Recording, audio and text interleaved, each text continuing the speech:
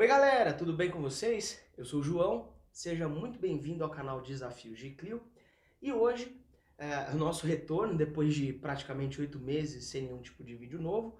E não é que eu não quisesse gravar coisa nova, é simplesmente questão de horário. Com retorno aí presencial, com o deslocamento entre as escolas, então ficou um horário um pouco complicado para poder fazer esse tipo de trabalho. Então como é que vai funcionar agora? Toda semana a gente vai ter um vídeo, sem aquela loucura de 5, 6 vídeos por semana. Vai ser um vídeo por semana para a gente não perder o contato e para manter os conteúdos. E o dia que eu decidir publicar esses vídeos será na quinta-feira, às 7 horas da noite. Então já ativa o seu sininho para você não perder as próximas notificações, que a gente vai ter alguns assuntos aí que a gente vai continuar seguindo em frente. E já deixa o seu like para marcar esse retorno, que você gostou aí desse retorno, tá bom? E no vídeo de hoje a gente vai falar um pouquinho sobre os fenícios. São aquele povo meio comerciante, né? Lá da antiguidade. Um dos nomes mais antigos de um povo que estava assentado nessa região ali do Oriente Médio, no atual Líbano, e que ficou conhecido como os cananeus, que habitavam aquela região do atual Líbano, e eles vão ser os povos que vão dar origem para os fenícios, certo? Aquela região é uma região meio desértica, então tem um pouco de dificuldade para a plantação de alguns alimentos, mas principalmente os fenícios vão ter conflitos com outros povos ali naquela região e eles vão ser empurrados para a costa, e na costa eles vão ter que fundar algumas cidades para poder seguir em frente com as suas ocupações. Isso acontece e os primeiros vestígios dos fenícios são datados de aproximadamente 3000 a.C. Os fenícios vão formar algumas cidades ali na costa do atual Líbano, cidade de Byblos, cidade de Sidom, cidade de Tiro, entre outras cidades que eram na sua maioria costeiras, e essas cidades tinham algumas atividades econômicas, como a pesca, fundamental para a alimentação desses povos na antiguidade, e também o comércio. E quais que eram os principais produtos que os fenícios comercializavam? Para começar, eles tinham a venda de cedro, a madeira de cedro, e que ela era muito abundante naquela região. Isso, inclusive, está a homenagem na bandeira do Líbano hoje em dia. O cedro é uma árvore que está na bandeira do Líbano. Aquela árvore ao centro, no fundo branco, sobre dois traços vermelhos, é o cedro, em homenagem a essa árvore, que é o símbolo nacional do Líbano. E eles utilizavam o cedro também para a construção de navios e nas suas construções ali portuárias também. E outro produto que eles comercializavam, isso vai dar o nome para esses povos de fenícios, que será uma tinta que eles extraíam de um molusco da espécie murex. Esse molusco, ele soltava uma tinta, e os fenícios perceberam que essa tinta era muito boa para tingir tecidos e vender esses tecidos tingidos. Eles tinham uma cor assim, entre um bordô, um purpúreo, um vermelho forte.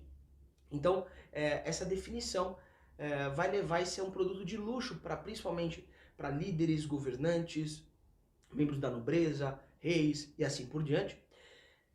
Enquanto que eles começaram a criar rotas de comércio com outros povos e começaram a ter contato com vários povos, como os cretenses, como a gente já falou um pouquinho no vídeo de origens da Grécia. Eles também tiveram contato com os egípcios, tiveram contato com os povos ali da Península Itálica, com os etruscos, com os povos ali do sul da França, do sul da Península Ibérica e assim por diante.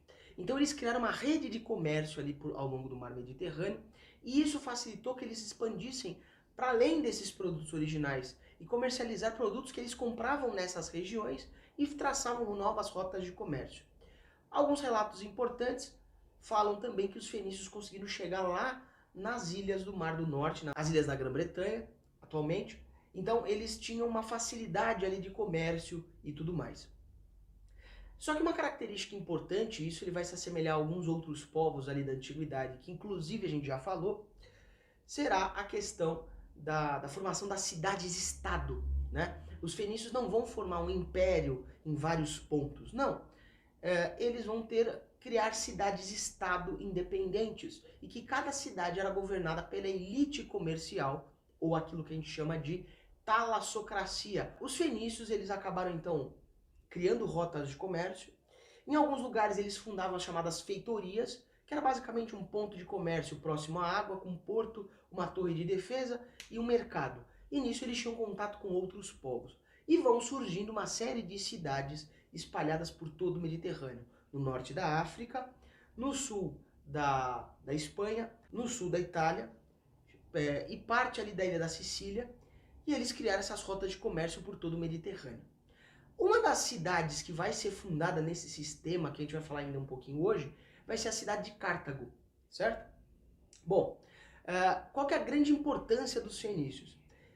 Eles vão ter uma rede de contatos muito forte e eles vão sofrer uma influência cultural de outros povos.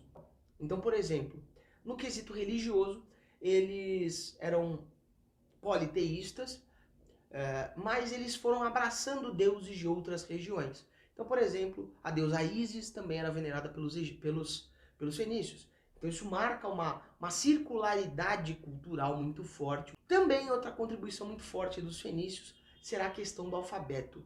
Diferente de povos como os egípcios, os mesopotâmicos, eles criaram um alfabeto mais simplificado. Um alfabeto com 22 letras, que era um alfabeto fonético. Ou seja, alfabeto fonético, você tem uma letra que simboliza um som. E à medida que você combina essas letras, você forma a palavra que você quer falar. Então, com isso, era muito mais fácil, inclusive, para registrar as mercadorias, as trocas. Esse é um ponto muito positivo e, principalmente, vários outros povos ali do Mediterrâneo acabaram absorvendo esse alfabeto. Então, por exemplo, os gregos, que acabaram incorporando mais algumas letras, totalizando 26 letras que eles utilizaram no seu alfabeto, e que, por sua vez, esse alfabeto vai se misturar aos alfabetos dos etruscos, que também tiveram contato com os fenícios, e vai originar o alfabeto latino que a gente está usando até aí. Está na descrição do vídeo, está no título das coisas, em tudo aquilo que a gente volta, a gente usa o alfabeto latino. Então, a grande importância cultural dos fenícios é essa. Bom, com o passar do tempo, a região ali da Fenícia foi sendo ocupada por alguns povos, como os assírios, os persas, e isso acabou levando uma perda da autonomia das cidades ali do atual Líbano. E lá no século VIII, como eu disse para vocês, tinha surgido uma cidade que era a cidade de Cartago. A cidade de Cartago, ela era uma cidade localizada na atual Tunísia, né? Os vestígios, pouca coisa que sobrou da cidade. Cartago era uma cidade gigantesca lá no século VII, quando ela estava no seu auge, né? Ela assumiu essas rotas de comércio dos fenícios, né? E eles passaram a dominar outras regiões e controlar áreas de maior intensidade, maior troca cultural, expandindo ali a região na Península Ibérica, né? Pegando um pedacinho do que hoje é Portugal e expandindo a área de ocupação do que hoje é Espanha. E os cartagineses, eles acabaram trazendo um pouco dessa herança fenícia como um todo, tanto o alfabeto, a mistura cultural. E a cidade de Cartago era uma cidade grande, era uma cidade que tinha 2 portos, que eram anexos, o porto interno onde ficavam os navios, um porto circular, e no seu auge a cidade tinha aproximadamente 200 embarcações, e tinha o porto comercial, que era o porto que ficava mais externo, era um porto mais quadrado. E isso garantia que os portos ficassem sempre cheios de navios e de comércio. Então, Cartago, assim como as outras cidades fenícias, era controlada por uma elite local. E ninguém tinha interferência com outras cidades-estado. Isso não tinha uma relação de império, certo? E Cartago vai sumir do mapa. A gente já falou um pouquinho sobre isso com as guerras púnicas. E Roma, lá no século IV a.C., começou a se expandir ali pela Península Itálica. E com isso, eles acabaram esbarrando principalmente ali na ilha da Sicília, que era uma área de ocupação fenícia e grega. E aí, como consequência, em 246, os romanos entram em guerra, a primeira guerra púnica contra os cartagineses, e eles vão ter três grandes conflitos, a primeira, a segunda e a terceira guerra púnica, né, que a gente tem um vídeo específico sobre as guerras púnicas, que eu vou deixar listado aí no card. E Cartago acabou sendo devastada no ano de 146, ao final da terceira guerra púnica, quando a ordem dos romanos era devastar a cidade até o último azulejo que você tinha naquela cidade, e os povos que moravam na cidade de Cartago foram escravizados e levados para Roma. Isso está registrado, e com isso a civilização fenícia deixou de existir, né?